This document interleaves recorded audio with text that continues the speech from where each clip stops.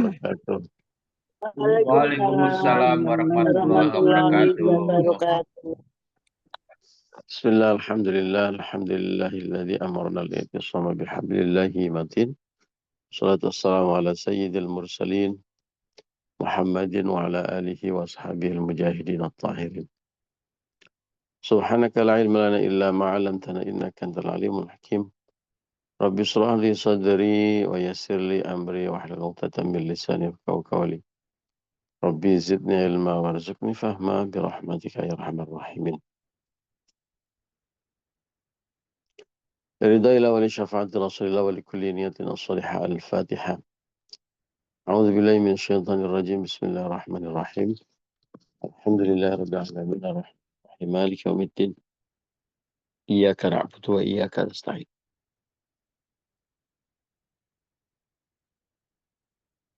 اهدنا الصراط المستقيم صراط الذين أنعمت عليهم غير المغضوب عليهم ولا الضالين. رب اغفر لي ولوالدي ولجميع المؤمنين آمين. Bapak Ibu dan teman-teman rahimakumullah, alhamdulillah pagi hari ini kita bisa berjumpa kembali ngaji bersama-sama silaturahmi. Masya Allah, anugerah Allah yang sangat luar biasa yang wajib kita syukuri dan kita ikhtiari terus menerus, mudah-mudahan istiqomah. Allahumma amin ya rabbal alamin. Kita ngaji Nashaikhul Ibad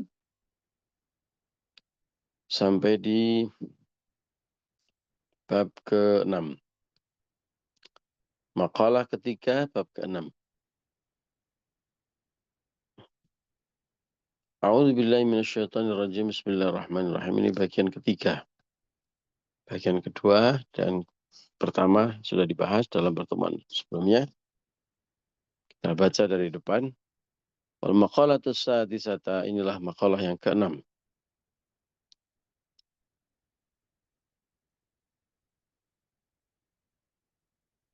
Kalau yang ke-7 ya.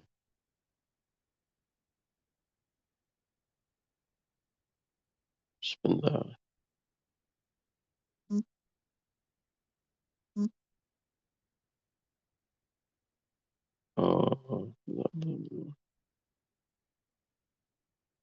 Makalah kelima. Wal maqalatul khamisatu, inilah makalah yang kelima. Bagian ketiga lagi, Pak. Bagian ketiga, betul. An Ali radhiyallahu an, diriwayatkan dari Ali radhiyallahu an, wa karramahu wajahu. Inna min na'imid dunya, sesungguhnya sebagian dari kenikmatan dunia, yakfika al-islamu ni'matan, cukuplah bagimu Islam sebagai kenikmatan. Fa inna a'dhama ni'amillahi lil 'abdi, karena sesungguhnya sebaik-baik atau sebesar-besar nikmat Allah untuk hambanya adalah ikhrajuhu minal adami ilal wujudi. Keluarnya ketiadaan menjadi sebuah wujud. Kita sudah. Wa ikhrajuhu minaz zulumatil kufri ila nuril islami, dan keluarnya kegelapan kekafiran menjadi atau menuju cahaya Islam. Kita sudah bahas dalam pertemuan yang sebelumnya. Wa inna minas suhuli yakfika at-ta'atu suhlan. Dan kesibukan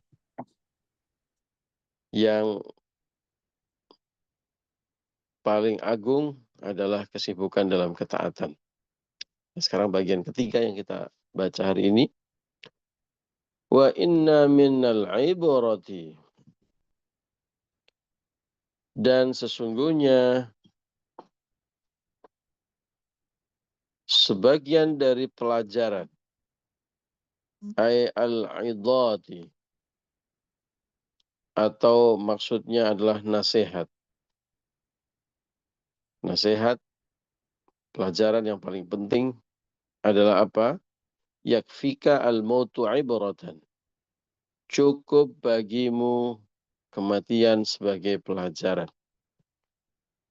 Fa innal mauta, karena sesungguhnya kematian adalah akbarul mawa'idi linnasi, sebesar-besarnya nasihat atau mau'idhah untuk manusia. Fa innal mauta akbarul mawa'idi linnasi. Karena sesungguhnya kematian adalah nasihat terbesar bagi manusia. Bapak, Ibu, dan teman-teman rahimakumullah, kita sudah cukup khatam lah ya, sudah cukup banyak ngaji tentang kematian. Ya, banyak topik-topik yang eh, berhubungan dengan masalah kematian ini. Tapi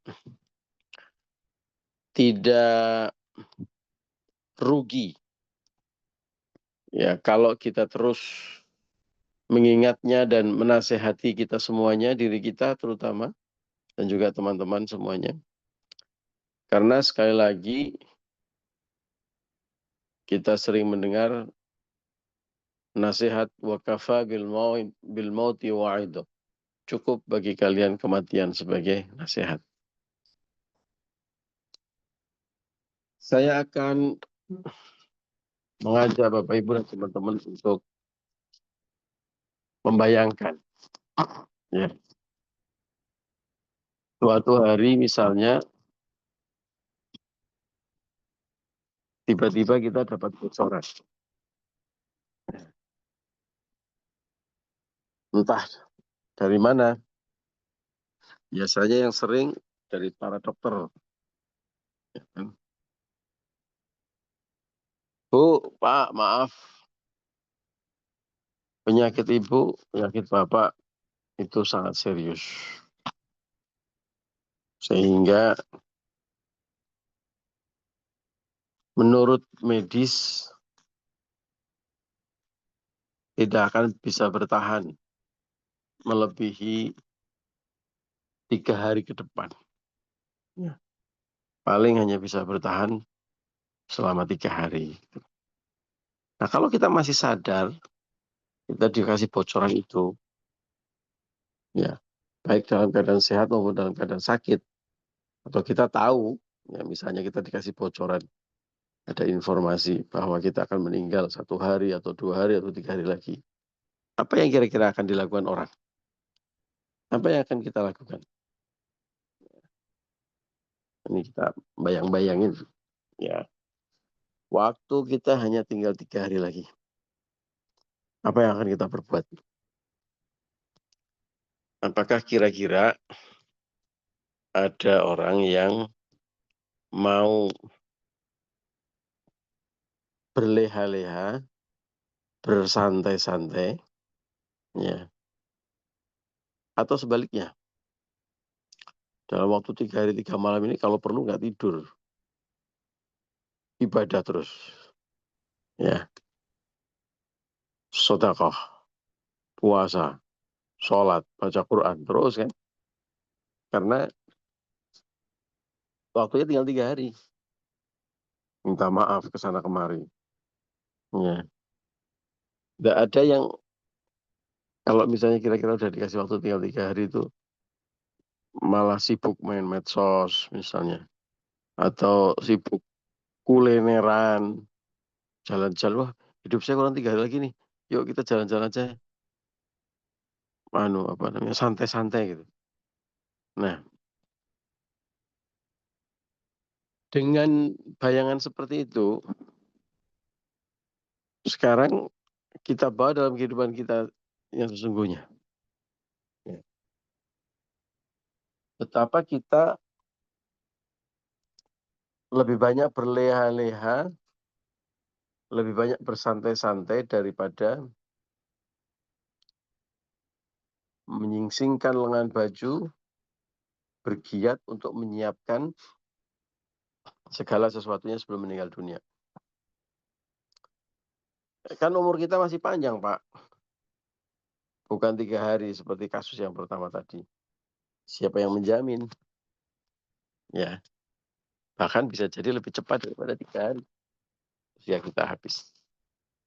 Ya, kalau masih ragu-ragu, coba Bapak Ibu buka YouTube, ketik orang-orang yang meninggal secara mendadak. Nah, nanti lihat tuh video-video, itu video asli. Ada penyiar yang sedang siaran langsung di depan kamera, tiba-tiba meninggal dunia. Masih muda, sehat, gagah, cantik, sedang bekerja. Ada yang lagi sholat, sujud, tertangkap di kamera CCTV, terus nggak bangun-bangun lagi. Lanjut meninggal dunia. Indah sekali meninggal dunia di dalam masjid. Ada juga yang sedang goyang dompet di atas panggung, ya nyawer, mendadak jatuh, bablas meninggal dunia. Ya, jadi siapa yang menjamin bahwa kita waktunya masih panjang? Ma tadri nafsun madza taksibu ghadan wa ma tadri nafsun bi ayyi ardin tamut. Enggak ada satupun makhluk yang tahu apa yang akan terjadi besok. Nah, episode ini contoh kematian itu bisa menjadi nasihat. Ya kan? Coba kalau kita terus di dalam pikiran kita mengingat kematian. Apa lu nakut-nakutin aja sih? Sesuatu yang pasti datang, kenapa ditakutin? Oh, itu pasti datang. Ya, kalau orang takut mati, ya jangan hidup. Nah, gitu kan ininya, apa nasihatnya gitu. Kalau kita takut mati, ya jangan hidup. Karena semua yang apa namanya, dha'iqatul maut. Kullu nafsin dha'iqatul maut. Semua yang hidup pasti akan mati. Kalau tidak mau mati, ya jangan hidup. Nah, kalau takut hidup, mati saja. Patahnya begitu kan. Jadi kalau diajak untuk mengingat kematian ke orang nggak mau, padahal mengingat kematian adalah nasihat terbaik untuk kita. Nggak mau karena takut, dibilang nakut-nakutin, ya jangan hidup. Karena setiap yang hidup itu pasti akan mati. Gitu. Persoalannya kan cuma kapan kan. Ya, persoalannya kan cuma di mana dan kapan.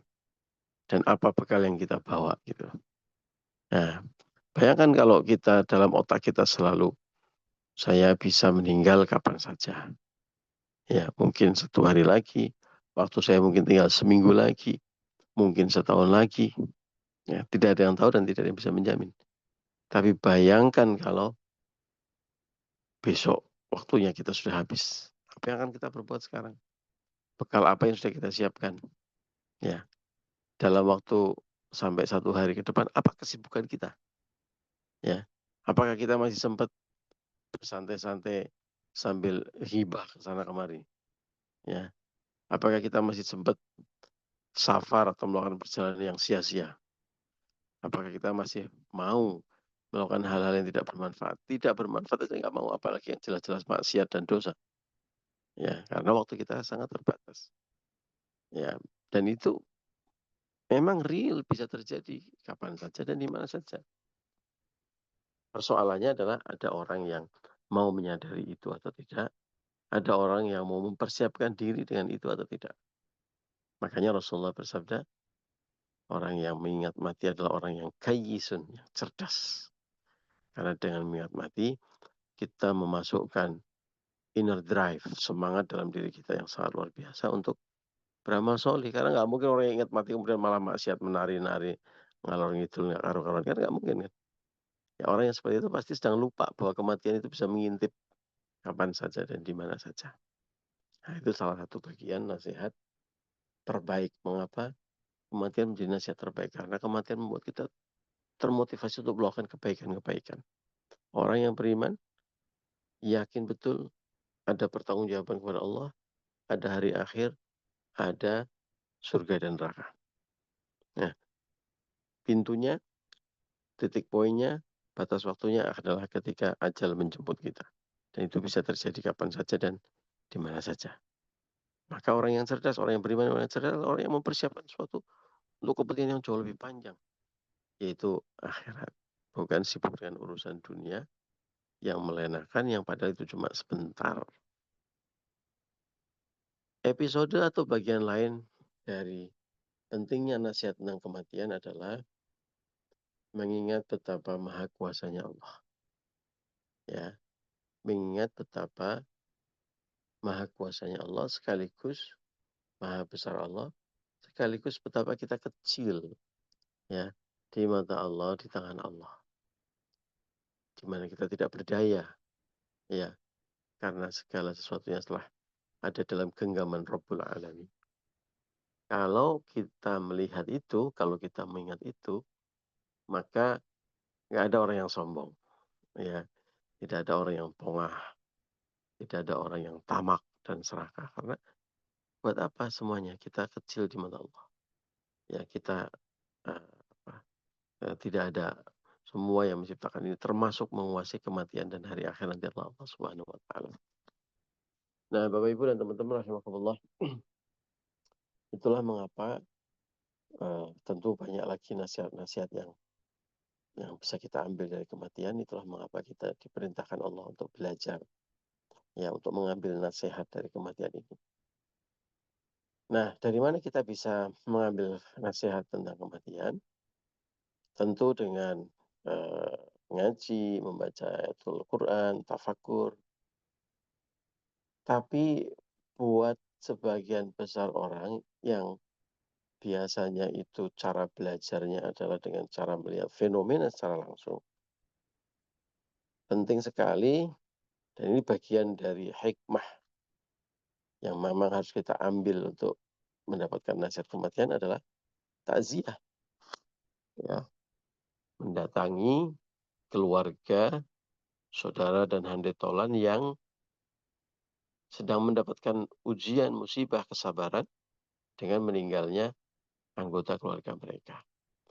Mendatangi atau bertakziah kepada handetolan, para alim, para ulama, ya, keluarga sahabat kita, dan disunahkan untuk mengantarkan sampai ke makbaroh atau ke makam atau ke kuburan. Nah, di antara hikmah kita bertakziah sekaligus mengantarkan jenazah sampai ke kuburan adalah kita bisa diingatkan dengan kematian tersebut.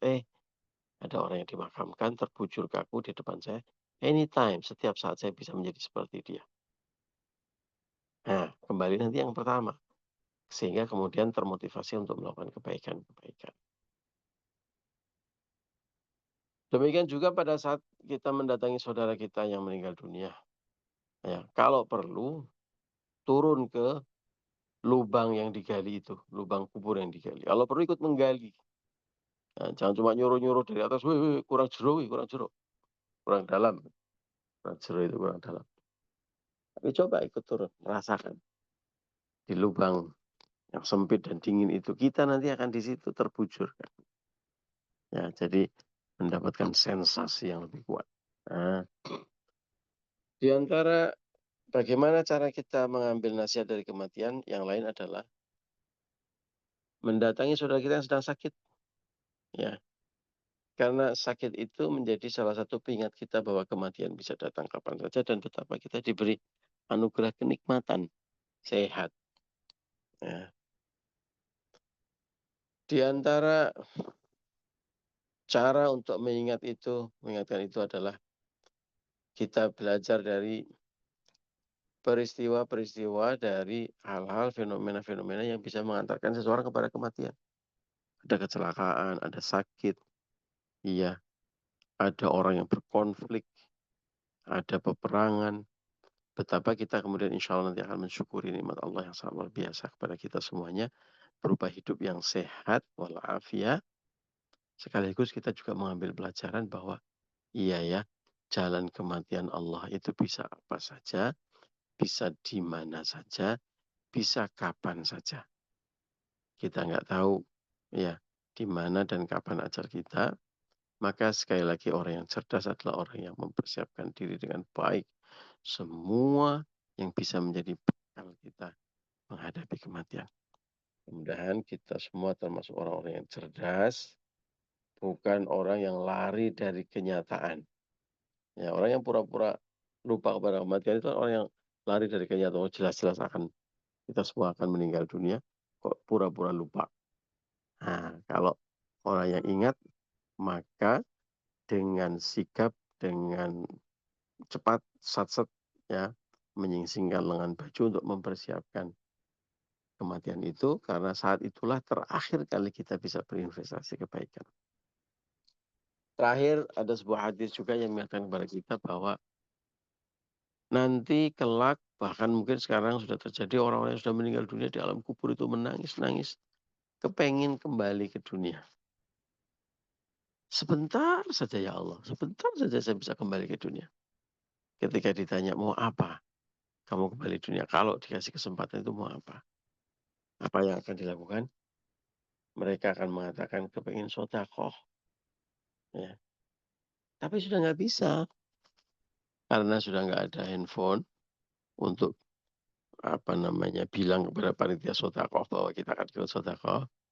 Tidak ada handphone untuk bisa mentransfer uang di ATM kita, bank account kita. Tidak ada juga cash money yang bisa disulurkan atau dikasihkan untuk bersedekah.